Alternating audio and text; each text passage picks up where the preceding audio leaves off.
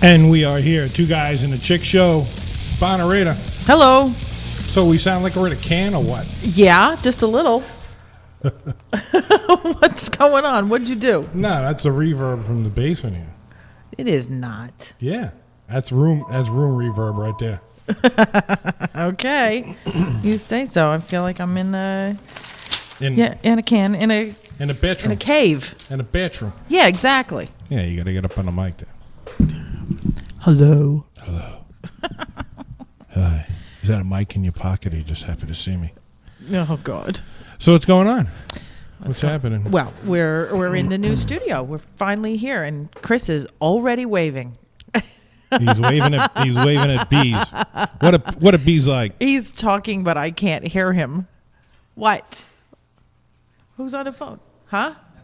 Oh. Oh wow. Okay. Wow. Well, she's a quick one, isn't Yeah, she? she's quick. She's right on the ball. Yeah, I guess she's definitely quick. Well, anyway, let's get right into what we got for today's show. We are running a little late today, so yeah, late start. Well, we were in the new studio, so we got a late start. Yeah, so go ahead. You know, testing and et cetera, et cetera. Give us what you got, Bon. Oh, today we've got Aphrodite Jones on the show. That's right. Yes, true crime novelist, reporter. Extraordinaire. Yes. Yeah, she's a Fox 5 news reporter. She covered the O.J. Simpson trial. So yeah, she's a busy lady. Busy lady. Got a lot of chops going on there. Mm-hmm. Got a lot of things happening. Irons in the fire, so to speak. Exactly. Right. That's cool. So you want to go right to the phone? Might as well. Got to give some background here. I mean, she's done a lot of stuff though. Well, let her give her background. Yeah. Yeah. You Why think not? so? Okay.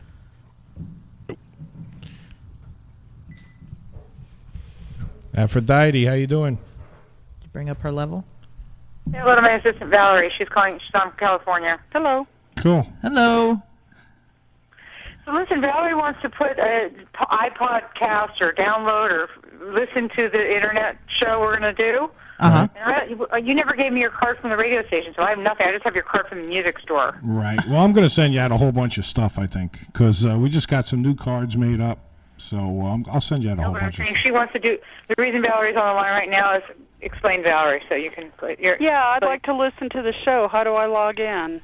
Well, you can go to Inravio, INRAVIO.com. Okay. That's R-A-V as in victory? Yeah. Exactly. Okay. In radio? Yep. Or in radio? In Ravio. In Ravio, yes. Okay. Well, all right. Okay. Inravio.com. I'm there. And you'll see it. It goes to VMS Web Radio. Right. Okay, and then I can just listen to the streaming? Exactly. Absolutely. You should be able to see the stream and the... I see it right now. And the video also. Actually, I'm not going to be on. I'm just on the phone. Do you have a picture of me, Chuck, to put up there while we're talking? I'm sure we have a picture we can put up. Yeah. I mean, because Valerie, could you send him a picture of me for the... I know it's short notice, but somebody guys, has we're on the suggested- air. I just heard us talking. Yes, we're talking to you live. Yeah, we're live. We're on the air. Well, criminy. Well, You may want to turn your computer down. well, no, I'm not worried about it. I don't have anything that to hide. I just, so people, because they can't Skype, somebody suggested that maybe there would be a picture you could pull off the internet of me off my website or something. Yeah, we'll put one. Valerie, do you have a JPEG or something? Yes, I do. Nah, we got one. Okay. We're on it. We're on it. We're that good.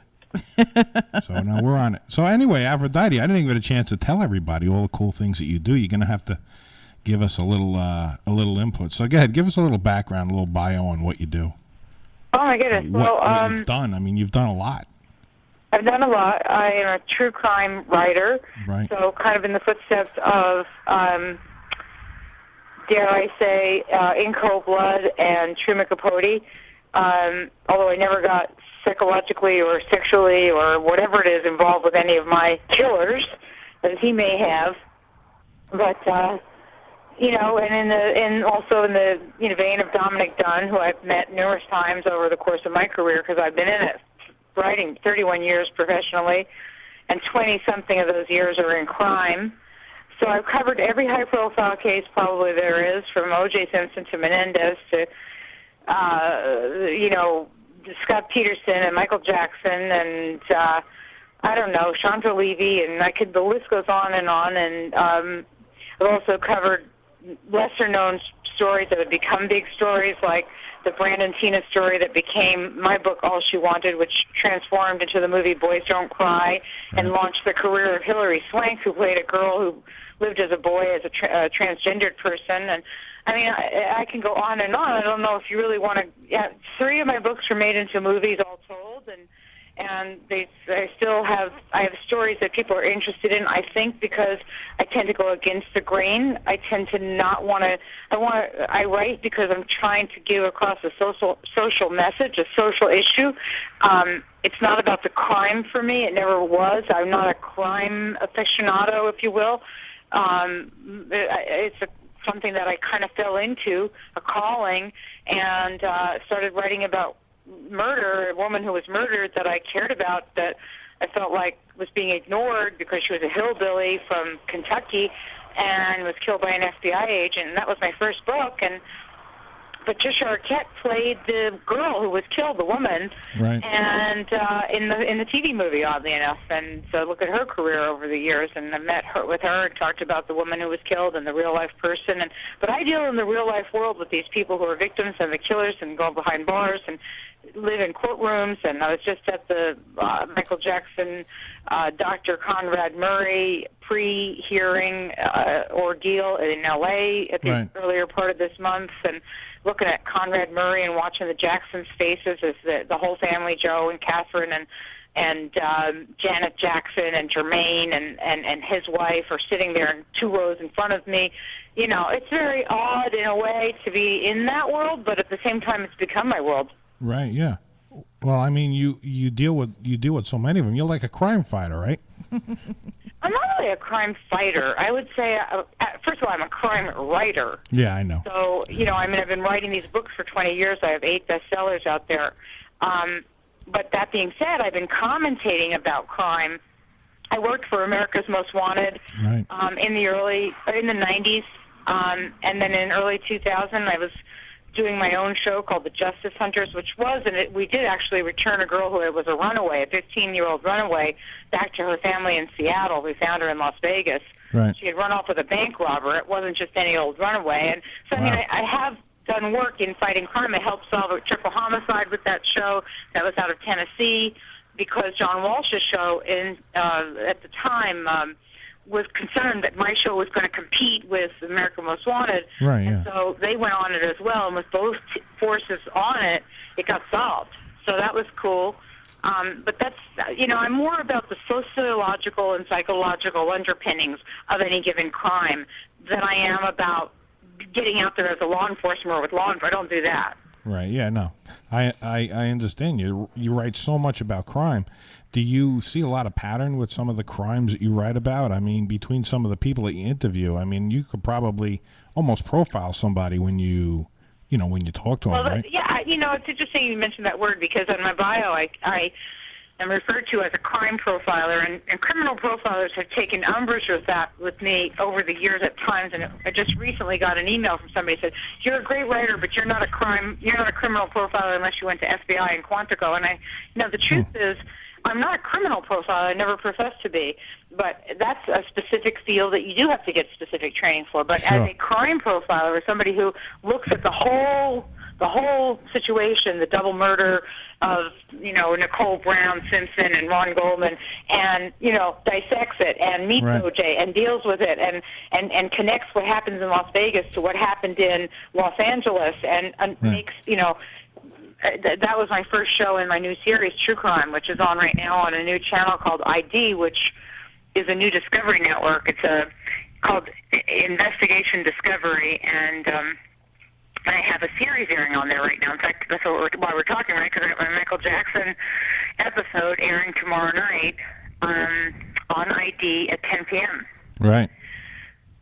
That's. I think that one's really cool. I did read some stuff on the internet about that episode you're doing, and one of the major things on the search engines was you're saying he's innocent, which I think is actually really cool, because I've been saying that probably since it all started. Yeah, that he's. Wow. Well, there are a lot of people who are like you, and they come to me, and certainly when I was just recently at that courthouse, and the Michael Jackson fans are out in front, and, they want blood from Dr. Murray because they feel he should be tried for second-degree murder and he's getting away with murder. And in the real world, that's not going to happen. But I do have a relationship with the Jackson fans, with Michael's fans, because I actually wrote that book after I covered the trial for Fox News, and then during the time I was covering the trial in Santa Maria in 2005, I really thought he was guilty, and I only looked for salacious things to report like all the other reporters, and that's what I was